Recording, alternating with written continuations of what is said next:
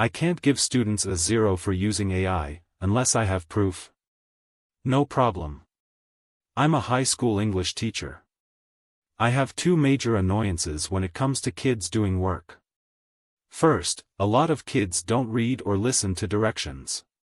Assignment instructions are written on their papers, and I read them out loud, but I still have students asking me, "What are we doing?" That's no big deal, though. It's a pretty normal thing to deal with as a teacher. The real issue bugging me is students cheating on writing assignments using ChatGPT. I'm pretty good at spotting AI-generated essays.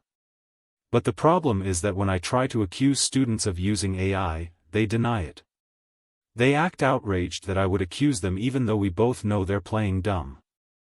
I usually just give them a 0 and move on with my life, but there's always the fear that one of them might take the issue to administration. If they did, I'm not confident that admin would back me up. It's hard to prove something is AI generated, and these days, the higher-ups are more likely to side with the student. So I hatched a plan. I gave an open-ended creative writing assignment. The direction said to write a story about anything you want, and then answer some questions about the story you wrote. The thing is, when you ask ChatGPT, "Tell me a story," it always spits out the exact same story, about a girl named Alara who lives in the woods. Once upon a time, in a small village nestled between rolling hills and dense forests, there lived a young woman named Alara. She was known throughout the village for her curiosity and sense of adventure, always eager to explore the world beyond the familiar paths of her home.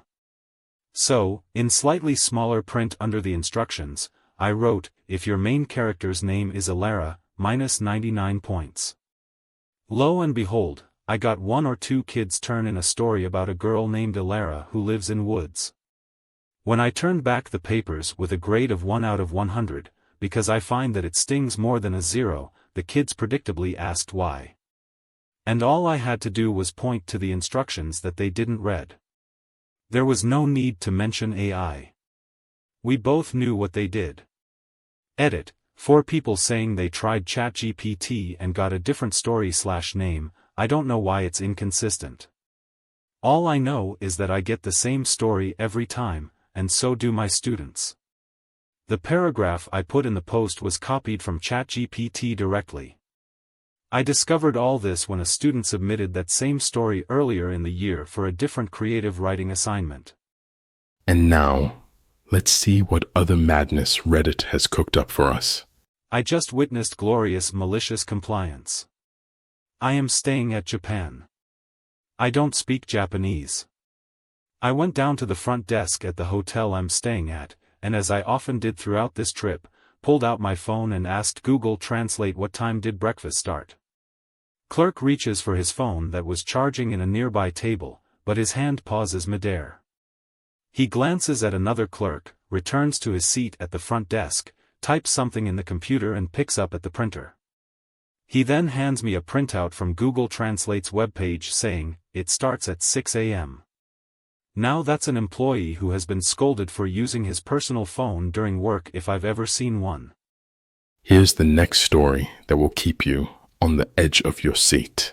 The shark landlord got more than he bargained for.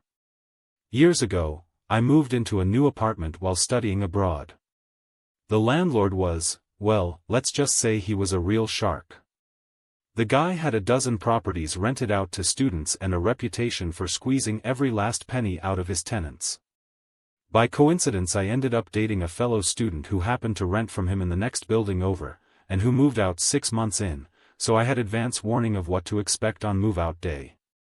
When she moved out, she had broken a single plate and lost a fork, so somehow got charged for an entire new matching set of plates and cutlery. She even replaced the plate and fork herself, but that wasn't good enough for Mr. Shark Lord. No, he insisted on billing her for a full, brand new set. Of course, she learned later from her ex-flatmate that he only replaced the missing items and pocketed the difference. Imagine the profit accumulating over the years over a dozen apartments, when for every student you charge the price of a new set, but actually only buy one replacement set for one fork here, one glass there, pocketing the difference. Not just shady, but utterly petty. Now, when myself and my best friend had moved in, landlord proudly tells us about the brand new mattresses in our rooms. A year later, when my friend was moving out, we did a massive deep clean, left the place sparkling, and made sure to replace anything missing. But of course, during the inspection, the landlord found issues. Surprise, surprise, he deducted and withheld my friend's entire deposit, mostly on the basis of the mattress being slightly stained and needing replacement. My friend was understandably fuming. But then we had a thought. If he was charging us for a new mattress, then my friend had technically just paid for this one, so, technically, it was his. And, equally technically, it just wouldn't be considerate to leave personal belongings cluttering up the landlord's apartment after he moved out, would it? Moving out means moving out. He couldn't take the mattress on the plane, obviously, so we hauled it down to a nearby park, where some local homeless people hung out, and donated it. Fast forward a few days, I'm still in the apartment and about to move out shortly, my friend's already gone, and I hear the landlord arrive to show the room to a new tenant. I hear the bedroom door and then rage. Where the F*** is the mattress? I have to F*** buy a new one. I almost lost it right there. But I held my composure, played dumb, and listening to him fume. And a few days later, when it was my turn to leave, oh, I knew I was getting nothing back from my deposit. And I too was going to take all of my personal belongings with me. So I took everything I had paid for, the mattress, plates, cutlery, glasses, even the light bulbs. The friendly neighborhood hobos made out like kings.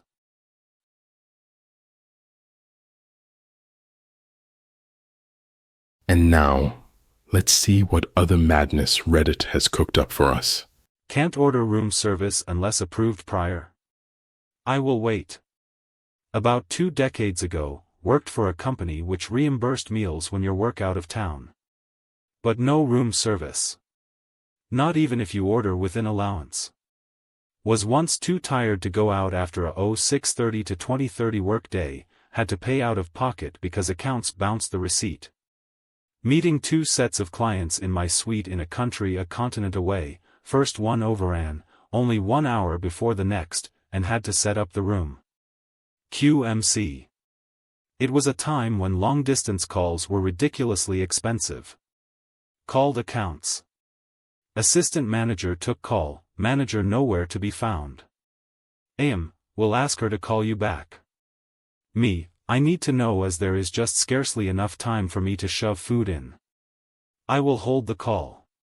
Manager returned about 10 minutes later. Me, so may I order room service? Not enough time to set up if I have to leave for food. Manager. You do know this call is probably cost more than your meal, right? Me, of course. But I don't want to run afoul company policy. So, do I get your approval to order room service? Manager, sigh, yes, you may. Next time use your discretion and common sense. Me, but common sense is not that common in this company. She never messed with me on reimbursement again.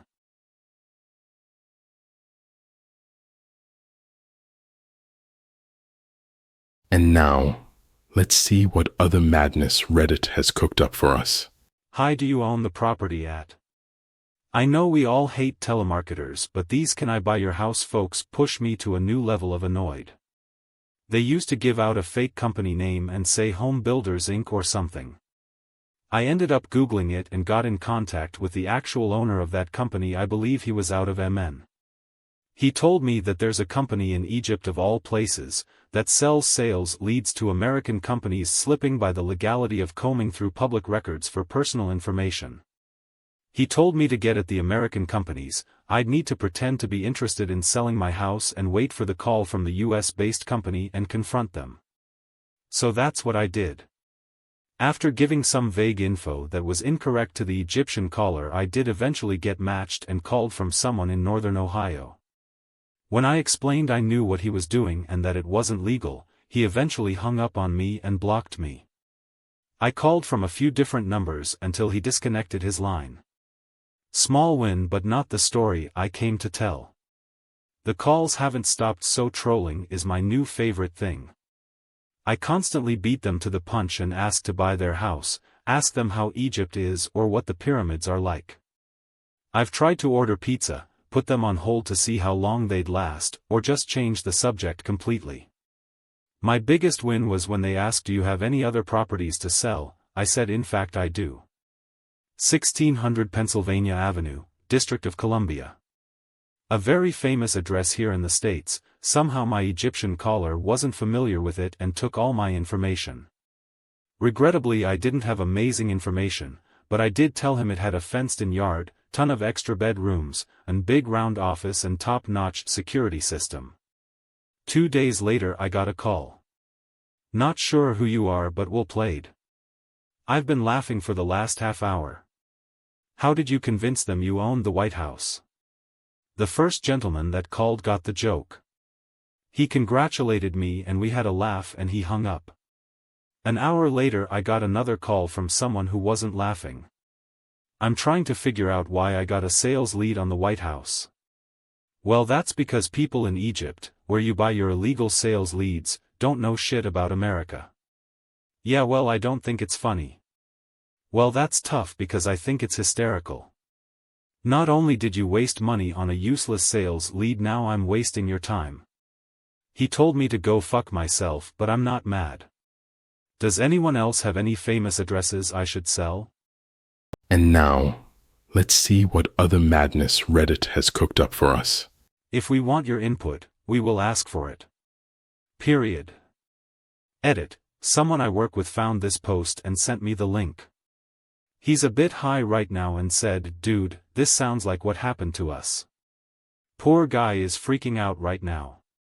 A few months ago, a new business investor at work came on board as a manager, and he has been an absolute hard ass. He is cracking down on anything he considers to be a waste of time, and he is unforgiving. After a week of watching us work, he and the other managers held a company-wide meeting to iron out some wrinkles in the company that he observed since he started. It wasn't an open dialogue though. In fact, that's one of the things he wanted to wrinkle out. It was essentially just 20 minutes of, "It's our way or the highway, deal with it." The line, "If we want your input, we will ask for it." Period, really stuck with me though, and it was made abundantly clear afterwards that it was directed at me. The company has had a big problem recently with employee turnover, and I was in the position to know why, since I interact with everyone through my role. Essentially, people are quitting because the work they were doing wasn't what they signed up to do.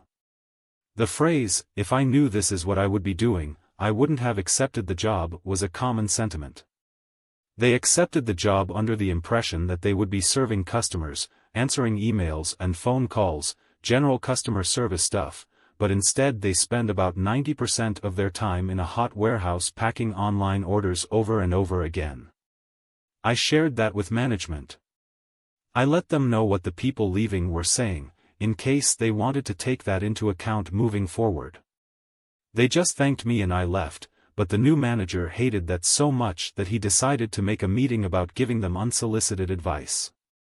They spoke with me privately afterwards and referred back to when I told them about what the quitting employees said, and they told me that the way they interpreted that was that I was implying that they were being deceitful when hiring people. I told them no, I don't think that at all. I was just relaying what those people were saying about how they felt. They didn't care. They doubled down and said again, "If we want your input, we will ask for it." Period. That's how I knew it was directed at me. I asked them for clarification, like what constitutes advice or input, and the new boss said, "Unless you are asking us a question about the work you're supposed to be doing, we don't want to hear it. We don't want your opinion on how you think we should handle situations, we don't want your ideas on how you think the business can be better run, and we don't want gossip about what other people are saying about us, just focus on your job." Fine then, I'll roll with that, no problem. I've worked for them for years and they always appreciated my ideas, opinions and input until that point, but hey, if they don't want my input anymore, that's their choice and I'll respect that. I knew it was just the new boss saying that stuff since this sort of attitude with them only started when he did, but the others either agreed with him or were too intimidated to disagree. Either way, whatever, I'll comply with their request. Since then, the problem hasn't been fixed. We've had 2 more people come and go, both of them because they didn't sign up for this. Shocker. A third one started about 5 weeks ago, and he has taken his frustration in a different direction. I've overheard him complaining over and over again to other people about how he didn't sign on to stand around in a hot warehouse for hours packing online orders, but instead of quitting like everyone else, he just got angrier and angrier.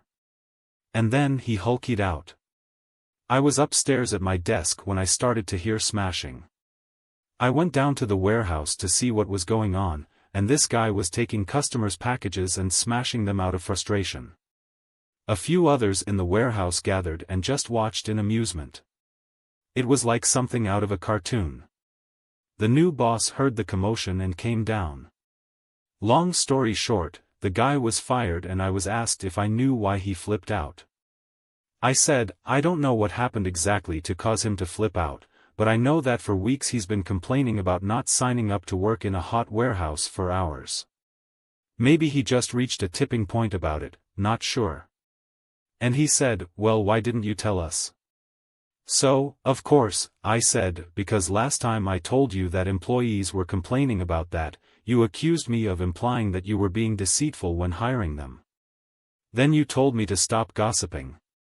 He had to eat crow a bit on that, which was just so fucking delicious to witness, but I was also reprimanded for taking the request too literally, and he accused me of being petty. Whatever though, I don't care, because I had to adjust the stock levels for the goods that had to be replaced and they lost about $10,000 in the rampage. Some of the items that were smashed worth $2,000 each. Learning that made the whole thing worthwhile. Perhaps enjoying that does make me petty.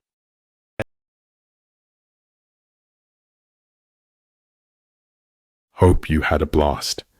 Don't forget to hit that subscribe button and join the Red Monkey family. Until next time, stay curious and keep exploring. Ooh, ah, ah.